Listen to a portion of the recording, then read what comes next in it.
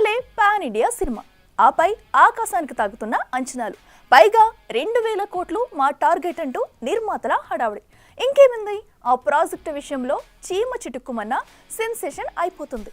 అలాంటిది ఆ సినిమా విషయంలో ఓ క్రేజీ అప్డేట్ బయటకు వస్తే ఇక సోషల్ మీడియా సైలెంట్గా ఉంటుందా? నిమిషంలో వైరల్ చేసేయదు. మరి ఇంతకీ ఈ క్రేజీ అప్డేట్ ఏంటో మనము చూసేద్దామా?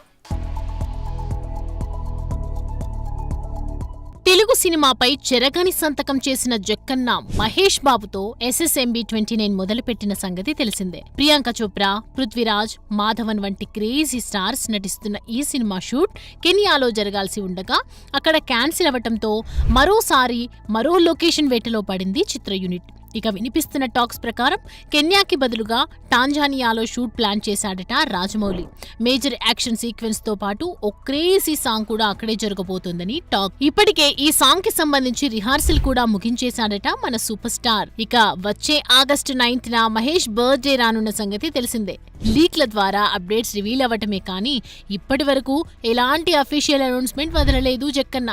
సో మొట్టమొదటిసారిగా మహేష్ జక్కన్నలు కలిసి సినిమా గురించి మాట్లాడబోతున్నారని, అదే రోజు సినిమా యొక్క టైటిల్ రివీల్ చేయబోతున్నారన్న టాక్ అయితే ఫిలిం సర్కిల్స్ లో గట్టిగానే వినిపిస్తోంది.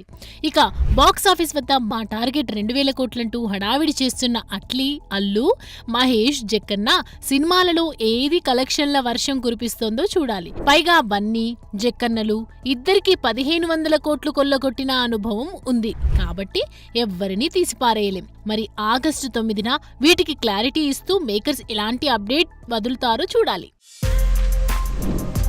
For more videos like this, subscribe Big TV channel.